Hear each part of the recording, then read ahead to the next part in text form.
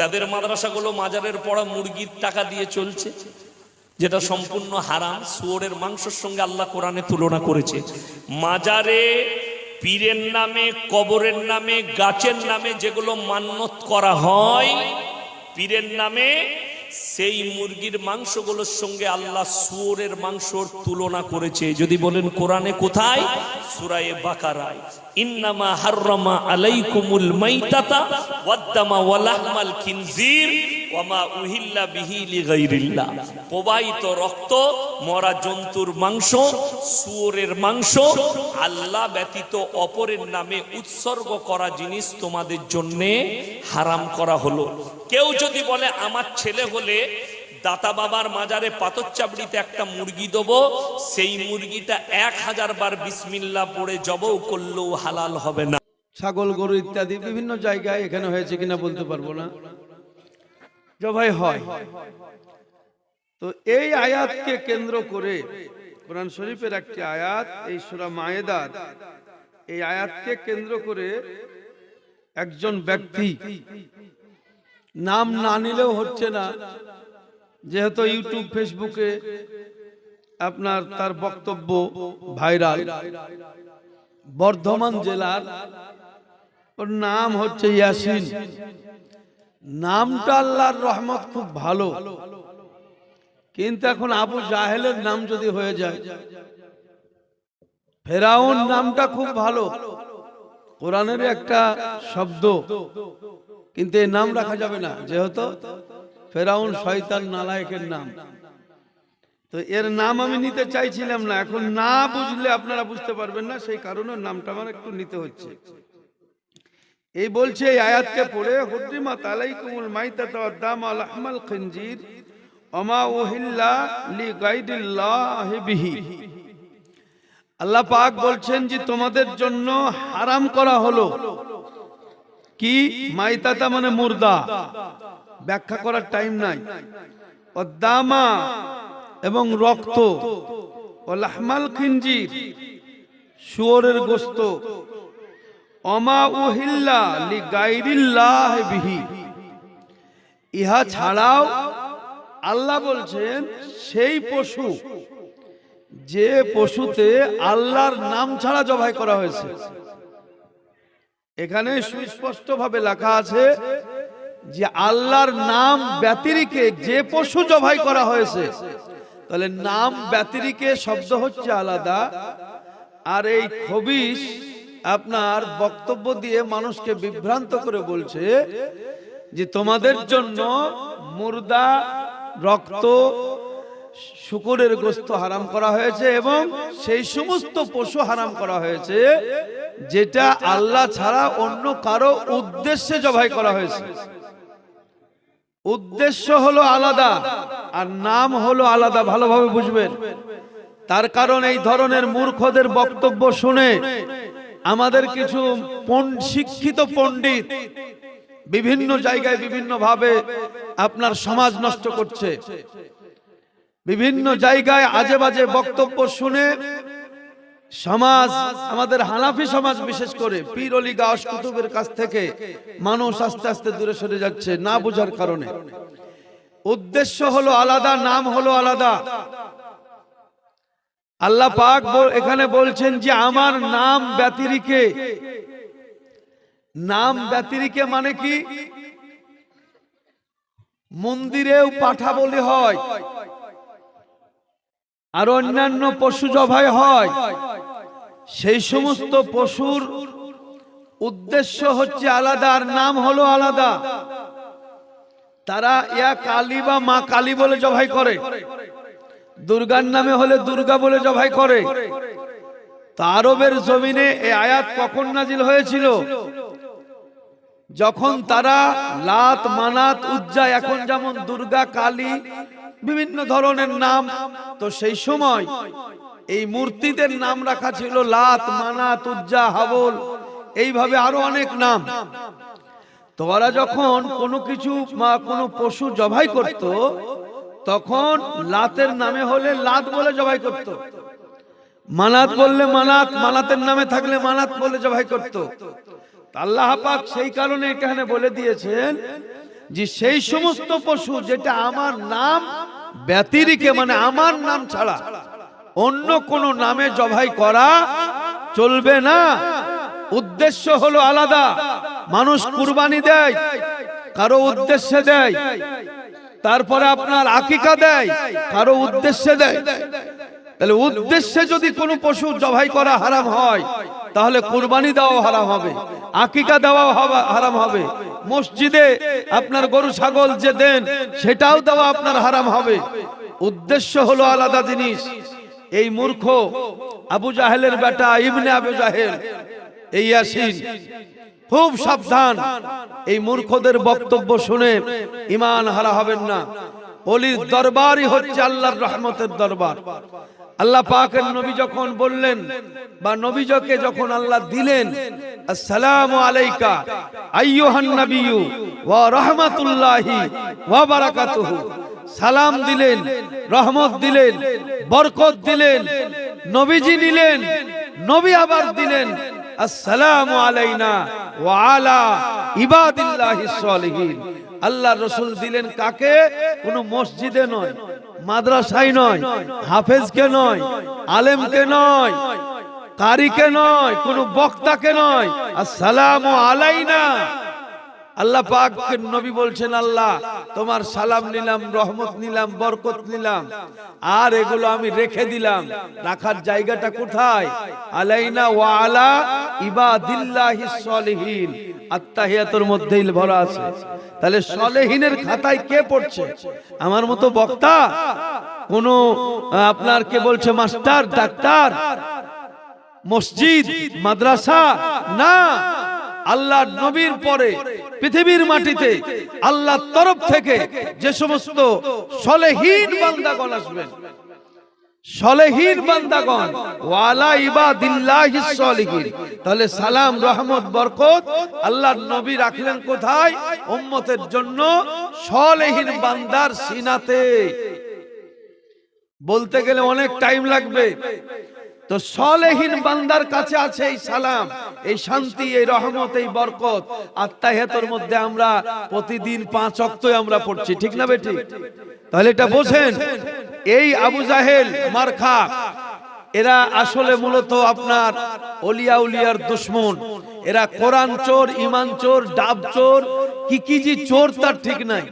মাদ্রাসাতে তো লেখাপড়া করেনি, ও নিজেই বলেছে যে আমি ডাব চুরি করতাম।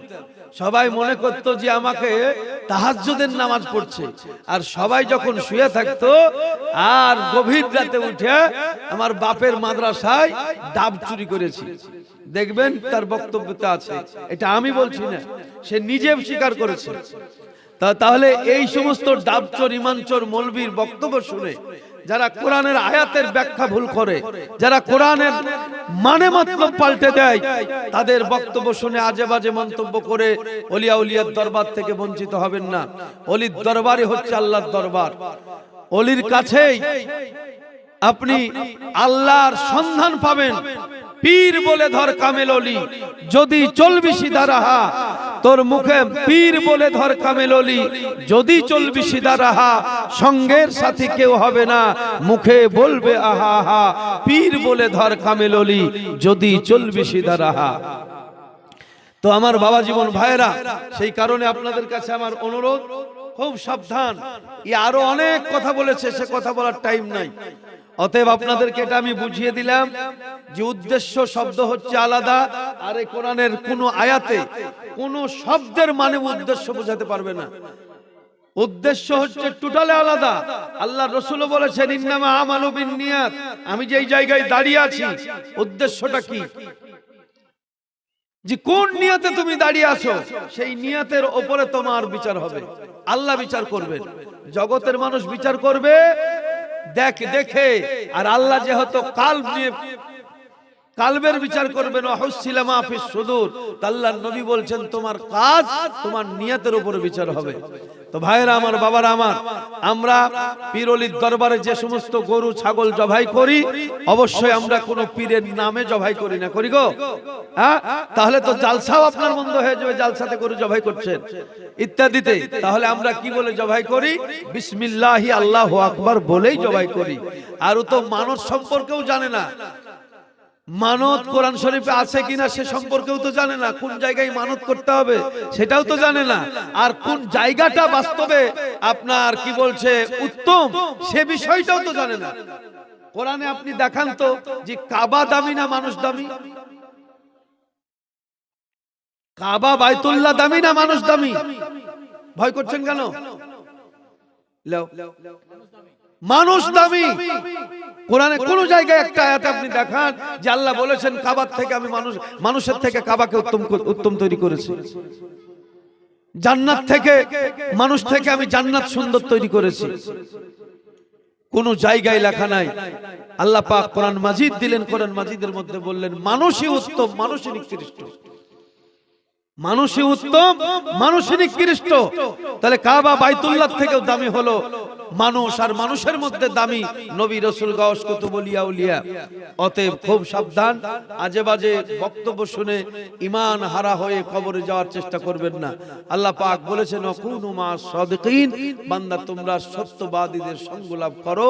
আল্লাহ পাক আমাদের সকলকে সত্যবাদীদের সঙ্গে থাকার, বসার এবং তাদের সঙ্গেই ইহজগৎ পরজগতে যাওয়ার এবং তাদের সঙ্গে হাসর হওয়ার তৌফিক আল্লাহ পাক আমাদের সকলকে দান করুক। বলুন আল্লাহুম্মা আমিন।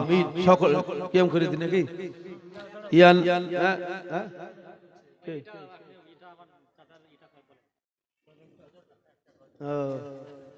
টাইম নাই আবার লটাপটি।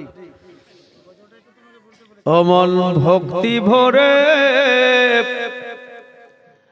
মুর্শিদ, গজল না শেষ হওয়া পর্যন্ত কিন্তু হবে না, তাও বলছি। অমল ভক্তি ভরে মুর্শিদ ধরে কর সাধনা,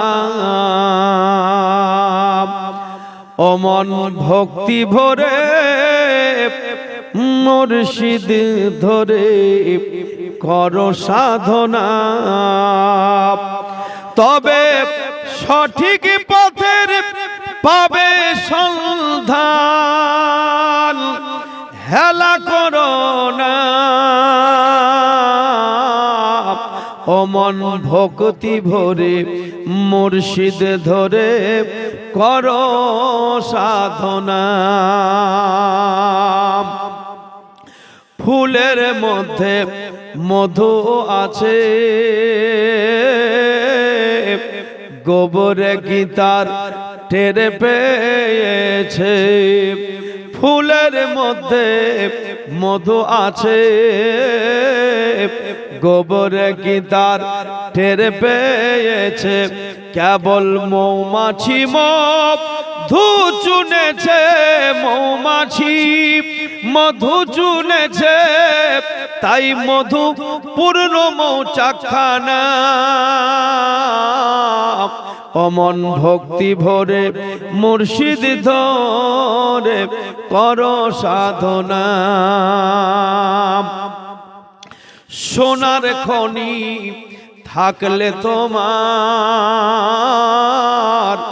সাধন নইলে সবই বেকার, সোনার খনি থাকলে তোমার সাধন নইলে সবই বেকার, সাধনকারী হয় স্বর্ণকার, সাধনকারী হয় স্বর্ণকার, পুড়িয়ে করে পাকা সোনা। অমল ভক্তি ভরে মুর্শিদ ধরে কর সাধনা, যে জন শক্ত বেশি শিলা হতে হবে সে পাথরে মোম বানাতে, হবে অন্ধকার দূর সে জ্যোতিতে, হবে অন্ধকার দূর সে জ্যোতিতে আলোর টের পাই কি জনম অন্ধকানা। অমন ভক্তি ভরে মুর্শিদ ধরে কর সাধনা। হেলাই জীবন কাটাই যারা নিজ গর্বে আত্মহারা। হেলাই জীবন কাটাই যারা অগো নিজ গর্ভে আত্মহারা। কয় মুজাহার অহংকারে রয় শয়তান পুরা, মরণে দিবে সে কুমন্ত্রণা। অমন ভক্তি ভরে মুর্শিদ ধরে কর সাধনা। অমন ভক্তি ভরে মুর্শিদ ধরে কর সাধনা। এই গজলের মধ্যে আমার নানা হুজুর সমস্ত বক্তব্য আপনাকে বুঝিয়ে দিয়েছে। মুর্শিদ কি জিনিস, মুর্শিদ না ধরলে কি হবে, শয়তান কেমন, কি বিষয়বস্তু, একে আলোচনা করতে গেলে কয়েক ঘন্টার ব্যাপার। তো যাই হোক,